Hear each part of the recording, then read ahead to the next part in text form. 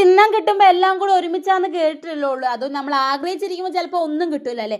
അങ്ങനെ ഇതാ വെറുതെ ഇരിക്കുമ്പോഴാണ് പാപ്പനും മോനും കൂടെ ഒന്ന് ബീച്ചിലൊക്കെ പോയി വരുന്ന വഴിക്ക് നല്ല പരിപ്പ് വടയും നല്ല കടുക്ക പൊരിച്ചതൊക്കെ കൊണ്ടുവന്ന് തന്നിട്ടോ.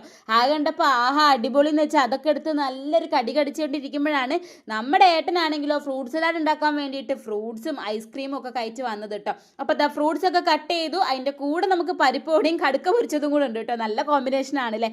അപ്പം മാംഗോ, ആപ്പിള്, പഴം ഇതൊക്കെ കൂടെ കട്ട് ചെയ്ത് വെച്ചിട്ട് ഏട്ടൻ്റെ കലാവിരുതിന് വേണ്ടിയിട്ട് അതിൻ്റെ മുകളിലേക്ക് കുറച്ച് ഐസ്ക്രീമും കൂടെ ഇട്ടിട്ട് മിക്സ് ആക്കി വെച്ചിട്ടുണ്ട് കേട്ടോ. അതെന്തിനാന്ന് എനിക്കറിയില്ല, അങ്ങനെ വെച്ചാൽ ടേസ്റ്റ് കൂടുതലാണെന്ന് ഏട്ടൻ പറയാൻ പറഞ്ഞു കേട്ടോ.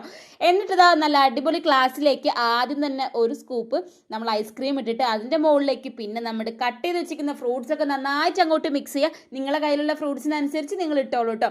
എന്നിട്ട് അതിൻ്റെ മുകളിലേക്ക് വീണ്ടും നല്ല വാനില ഐസ്ക്രീം അങ്ങോട്ട് വെച്ച് കഴിഞ്ഞാൽ എൻ്റെ സാറേ നല്ല അടിപൊളി ഫ്രൂട്ട് സലാഡ് റെഡി ആയിട്ടോ. അപ്പം ഇന്നത്തെ രാത്രി അടിപൊളിയായിരുന്നു. ഇനി ഒന്നും ഡിന്നറിന് വേണമെന്നില്ല, കാരണം നല്ല പരിപ്പോടി നല്ല കടുക്ക പൊരിച്ചതും അടിപൊളി ഫ്രൂട്ട് സലാഡും കൂടെ കഴിച്ചിട്ട് വയറങ്ങോട്ട് ഫുള്ളായിട്ട്. അപ്പം നിങ്ങളിങ്ങനെ ഉണ്ടാക്കി നോക്കാറുണ്ടോ ഫ്രൂട്ട് സലാഡ്?